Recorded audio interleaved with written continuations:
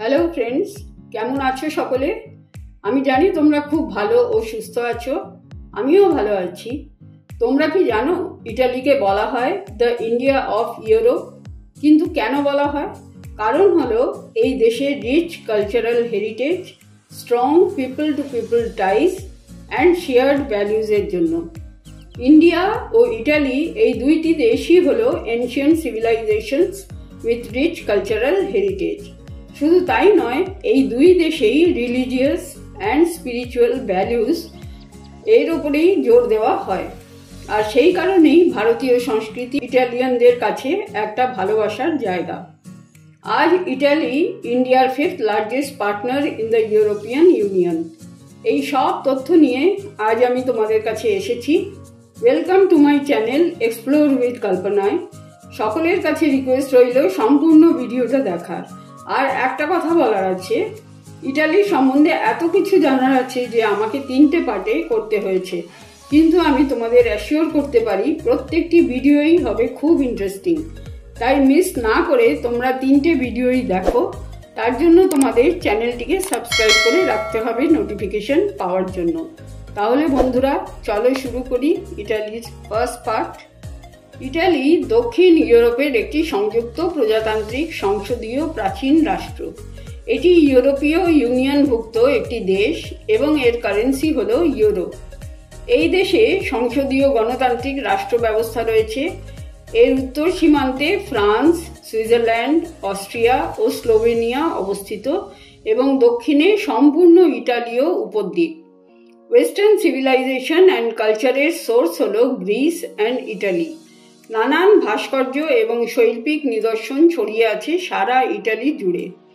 UNESCO world heritage sites সবচেয়ে বেশি সংখ্যায় আছে ইটালিতেই। ইটালির সরকারি নাম ইটালিয়ান রিপাবলিক। এটি ইউরোপ মহাদেশের পশ্চিম প্রান্তে ভূমধ্য মহাসাগরের তীরে অবস্থিত। 2 লক্ষ বছর আগে প্যালিওলিথিক যুগেও সমগ্র ইটালি জুড়ে মানুষের অস্তিত্ব পাওয়া যায়। রোমান ইতিহাসে যদিও ইটালি অনেক শহর ও রাজ্যে বিভক্ত ছিল, কিন্তু 1861 সালে এই দেশের ইউনিফিকেশন হয় ইতিহাসের এক বিশৃঙ্খল পরিস্থিতির মধ্য দিয়ে, যা পুনরুত্থান নামে পরিচিত। বর্তমানে ইটালি একটি গণপ্রজাতান্ত্রিক রাষ্ট্র। পৃথিবীর খুব কম দেশই সৌন্দর্যের বিচারে ইটালির সাথে পেরে উঠবে। এই দেশেই রয়েছে ভেনিস, ফ্লোরেন্স, রোমের মতো বিখ্যাত সব শহর। বিশ্বের সবচেয়ে ছোট দেশ ভ্যাটিকান সিটি ইটালির মধ্যেই অবস্থিত, আর সেই জন্যই এখানে প্রতি বছর পর্যটকের সংখ্যাও প্রায় 6 কোটি। এর কারণেই ট্যুরিজম ইটালির অর্থনীতির এক গুরুত্বপূর্ণ অংশ। বন্ধুরা, ইটালির নামটা এলো কোথা থেকে? The name Italy may have come from a number of sources, কিন্তু সবচেয়ে বেশি যেটা সকলের বিশ্বাস সেটা হলো the Greek word Italos, which refers to a legendary king. Italy নামটি প্রায় 3000 বছর ধরে ইউজ করা হয়েছে, কিন্তু এটা অফিসিয়ালি মান্যতা পায় 1861-এ। তারপর 1946-এ মোনার্কিকে অ্যাবলিশ করে ইটালিয়ান রিপাবলিক নামে পরিচিতি পায়। শক্তিশালী রোমান সাম্রাজ্যের কেন্দ্র ছিল ইটালি। আধুনিক ইটালির জন্ম হয় সার্দেনিয়ার রাজা 2nd ভিক্টর এমানুয়েলের সময় থেকে। 1900 শতকের শেষের দিকে বহু দেশে উপনিবেশিক সাম্রাজ্য অর্থাৎ কলোনিস প্রতিষ্ঠা করে ও ইটালির শাসন ছড়িয়ে পড়ে লিবিয়া, সোমালিয়া, এথিওপিয়া, অ্যালবেনিয়া এবং এরিট্রিয়ায়। এর অন্তর্ভুক্ত হয়েছিল চায়নার তিয়ানজিন শহরও। ইটালি বর্তমানে অর্থনৈতিক ক্ষেত্রে বিশ্বে 8ম স্থান অধিকার করেছে এবং 17th উন্নত দেশ বলে গণ্য করা হয়। ইটালিয়ানরা কিন্তু খুব উন্নত জীবনযাপনে অভ্যস্ত। এই দেশের আয়তন 3,02,080 স্কোয়ার কিলোমিটার এবং পপুলেশন হলো 6,22 লক্ষ। আয়তনের দিক দিয়ে এটি বিশ্বের 71তম দেশ। এখানে 79% মানুষ খ্রিস্টান ধর্ম অবলম্বন করে, 15.7% যারা কোনো ধর্মেই বিশ্বাস করে না, আর 4% হলো মুসলিম। ইটালির ক্যাপিটাল রোম এবং এটি ইটালির বৃহত্তম শহর। এখানে 28 লক্ষ লোকের বাস। রোমের ইতিহাস 2500 বছরেরও বেশি পুরনো এবং বর্তমানে বিশ্বের সবচেয়ে বিখ্যাত শহরগুলির মধ্যে অন্যতম। শহরে অসংখ্য ঐতিহাসিক নিদর্শন থাকার কারণ এটি ইউরোপীয় ইউনিয়নের থার্ড মোস্ট ভিজিটেড প্লেস বলে গণ্য করা হয়। রোমের ওয়ার্ল্ড ফেমাস ফাউন্টেন ট্রেভি দেখার জন্য প্রতি বছর পর্যটকদের সংখ্যা বেড়েই চলেছে। 1800 খ্রিস্টাব্দে তৈরি হয় এই ফাউন্টেন। এই ফাউন্টেনের জলে নানান কারণে পর্যটকেরা বিপরীত মুখে দাঁড়িয়ে কয়েন ছুঁড়ে ফেলে। প্রচলিত আছে এই জলে কয়েন ফেললে তুমি আবার নাকি রোমে ফিরে আসবে, এটাই ওদের বিশ্বাস। প্রতিদিন রাতে যখন কয়েন্স বার করা হয় তখন দেখা যায় প্রায় 3000 ইউরো পড়েছে এবং এই অর্থ প্রতিদিন দান করে দেওয়া হয়। ওয়ান অফ দ্য 7 ওয়ান্ডার্স হলো কলোজিয়াম, যা রোমের আরেকটি বিখ্যাত টুরিস্ট স্পট।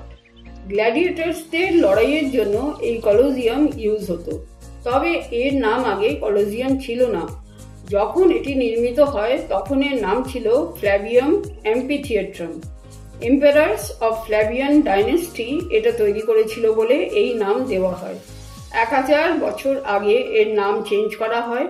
এই এনর্মাস অ্যাম্পিথিয়েটার রোমান এম্পায়ারের সবচেয়ে বৃহৎ এবং বিখ্যাত বিল্ডিং। রোমান ফোরাম একটি ইম্পর্টেন্ট টুরিস্ট ডেস্টিনেশন। এটিও রোমে অবস্থিত। রোমান সাম্রাজ্যকালীন এটি একটি বিখ্যাত সরকারি কাজের মিটিং প্লেস ছিল। At the end of the 7th century BC, this Roman forum was built and it remained in the center of public life in Rome for more than a millennium, অর্থাৎ 1000 বছরেরও বেশি। এখানেই political, religious এবং economic activities উপস্থাপিত হতো। বিশ্ববিখ্যাত Roman senate এই ফোরামেই অবস্থিত।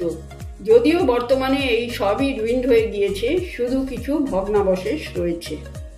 দুটি স্বাধীন রাষ্ট্র স্যান মেরিনো এবং ভ্যাটিকান সিটিকে ঘিরে রয়েছে ইটালি। দুটি দেশেই পৃথক পুলিশ বাহিনী থাকলেও সেখানে ইটালির মুদ্রা ও ভাষাই প্রচলিত। এর মধ্যে ভ্যাটিকান সিটি বিশ্বের সবচেয়ে ছোট ও স্যান মেরিনো বিশ্বের সবচেয়ে প্রাচীন রাষ্ট্র। পোপের অফিসিয়াল রেসিডেন্স ভ্যাটিকান প্যালেস। এই প্যালেসে মাইকেল অ্যাঞ্জেলোর সিস্টিন চ্যাপেলের পেন্টিংস বিশ্ববিখ্যাত। রেনেসাঁ পিরিয়ডের আরও অনেক বিখ্যাত শিল্পীদের পেন্টিংসও এই প্যালেসে পর্যটকদের মন জয় করে। সমগ্র বিশ্বের মোস্ট ভ্যালুয়েবল আর্ট ওয়ার্কস ভ্যাটিকানের টুরিস্টদের বিশেষভাবে আকর্ষণ করে। মাইকেল অ্যাঞ্জেলোর বিখ্যাত স্কাল্পচার দ্য পিয়েটা, যা তোমরা সকলেই জানো, মাদার মেরি জিসাসের মৃতদেহ কোলে নিয়ে বসে আছেন, এই অপূর্ব শিল্পকৃতি ভ্যাটিকানেই তোমরা দেখতে পাবে। আরেকটি ট্যুরিস্ট ডেস্টিনেশন হলো ব্যাসিলিকা অফ সেন্ট পিটার। এটি একটি church of the Italian high renaissance. Michael অ্যাঞ্জেলোর আর্কিটেকচারের ছোঁয়াও এতে পাওয়া যায়। রোম অ্যান্ড ভ্যাটিকান সিটির মতোই ইটালির কিছু সেরা, যেমন Venice, Florence, Milan, Bologna, Trento ইত্যাদি। Florence Leonardo da Vinci, Michelangelo ইটালির মহাকবি দান্তের শহর। এটি টাস্কানি রাজ্যের ক্যাপিটাল। মধ্য উত্তর ইটালির এই শহরেই জন্ম রেনেসাঁ যুগের। রেনেসাঁ মানে নবজাগরণ। রেনেসাঁ শুরুই হয় ইটালি থেকে এবং 1350 থেকে 1600 খ্রিস্টাব্দ পর্যন্ত রেনেসাঁ যুগ চলে। এই যুগের যে সবচেয়ে সুন্দর সময় ছিল 1450 থেকে 1500 খ্রিস্টাব্দ পর্যন্ত। সেই সময় বেশিরভাগ বিশ্ববিখ্যাত শিল্পকলার ক্রিয়েশনস ইটালির ট্যুরিস্ট অ্যাট্রাকশনের আরেকটি কারণ। ফ্রান্সেসকো পেট্রার্কা ছিলেন এই শিল্পকলার জনক, যার বাসস্থান ছিল ইটালির ফেমাস ফ্লোরেন্স সিটিতে। আধুনিক ইটালিয়ান ভাষার জন্ম এই শহরেই। রেনেসাঁর সাথে সাথে ইটালি ও ইউরোপ মধ্যযুগ থেকে আধুনিক যুগে প্রবেশ করে। বন্ধুরা, আজ আমি এখানেই শেষ করছি। কিছুদিনের মধ্যেই আমি ইটালির কন্টিনিউয়েশন ভিডিও নিয়ে তোমাদের কাছে আসব। আজ আমি রোম সম্বন্ধে তোমাদের জানালাম, কিছুটা জানিয়েছি ভ্যাটিকান সিটি সম্বন্ধেও। আগামী দিনে অন্যান্য বিখ্যাত ও সুন্দর শহরগুলির বিবরণ তোমাদের সামনে তুলে ধরব। এই ভিডিওটা যদি তোমাদের ভালো লেগে থাকে তাহলে লাইক, শেয়ার ও কমেন্ট করতে ভুলো না। আর যারা সাবস্ক্রাইব এখনো করোনি তারা প্লিজ সাবস্ক্রাইব করে বেল আইকন প্রেস করে দিও। আগামী দিনে খুব ইন্টারেস্টিং ভিডিওস তোমরা দেখতে পাবে। তোমরা সকলে খুব ভালো ও সুস্থ থেকো। আজ আসি, বাই।